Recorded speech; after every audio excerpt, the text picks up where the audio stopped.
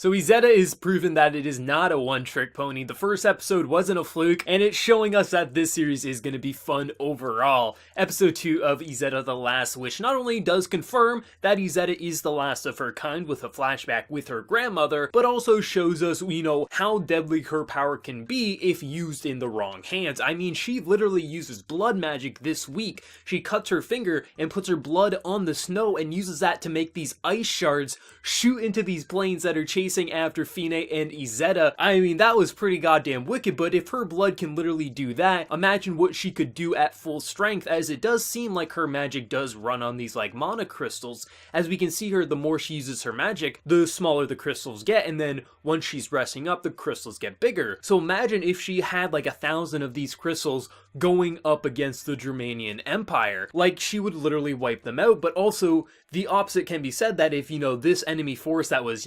transporting Izetta gets their hands on her and brainwashes her or forces her in some way, either taking Fine hostage and saying, we will kill Fine unless you obey us, there's a lot that could happen, and it's why in the flashback her grandmother says, your power is too much even for this era, you are the strongest witch we've seen in generations. And since this is based in World War II, if there really is going to be like a Hitler or someone like that on this enemy sidelines, if her power was used in the wrong hands, it would be completely catastrophic. Though if it's in Fine's hands, and with how pure Fine is as not only a princess but as a person who values, her citizens as much as she values her own life, just because she's a ruler, she doesn't view herself as more than them. Even though she doesn't need to stay alive in order for everything to work out, she does have a very pure heart. So if Fine does take control of Izetta's power, they definitely would get a pull in the war, but at the same time, it kind of gives this level of kind of threat, because if Izetta gets captured and is forced to, fight against Fine, it's all over. There's only one witch in this world, and whoever has the witch probably has the war won. From the presentation to the individual characters to, Izetta patching up Fine and then carrying her in the forest after the rifle does fall down because she does lose her power for a little bit there as it's recharging, to, the troops, patching her up. And we get a little bit of, backstory with Izetta, with Fine back in the day.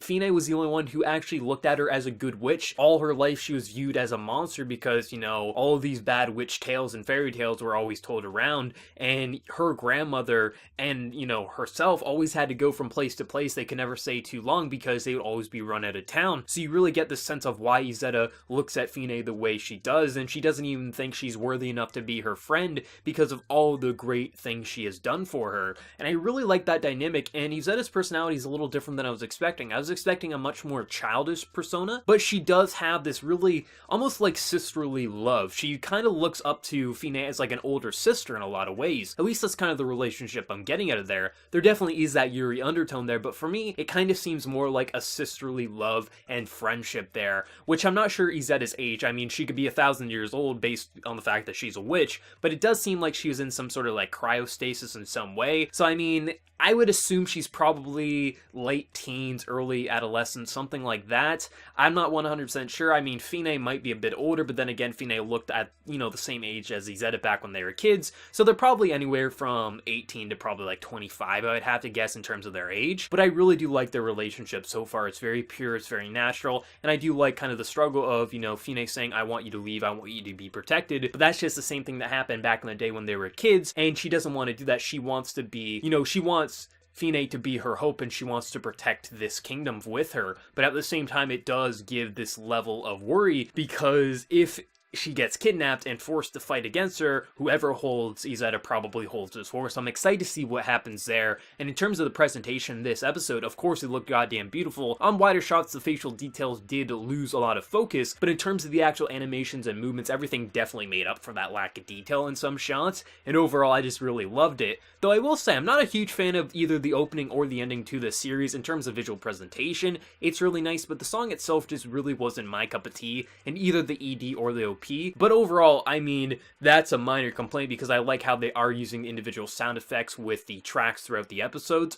And I mean, that more than makes up to, really, an opening and an ending isn't a big deal, even if you don't like it, because you can skip over that anyway. It's not gonna, dampen your experience per episode. But overall, Izetta once again was amazing. I cannot wait to see what episode 3 brings, and what's gonna happen, because I expect, bad shit happening later on with Izetta being captured again. And I mean, we can see that if she's at full strength, she can do a lot of damage. I mean, look at what she did with just a sniper rifle. She took down all these planes. So imagine her at full strength. So I can't wait to see where everything goes from here. But if you guys watched the episode, what did you think? How are you loving the setting? I know some people are saying this anime got ruined because it's based in World War II, which I think is absurd, because I really like that it's, taking place here. We don't see this a lot in many mediums, and to take an alternate, look at World War II, I think is a really nice twist, especially with magic. But let me know your thoughts in the comment section below. As always, hit that like button if you did enjoy the video, and if you're new to the channel, subscribe for more content like this and so much more. So until next time, everyone, please take care and have a good one.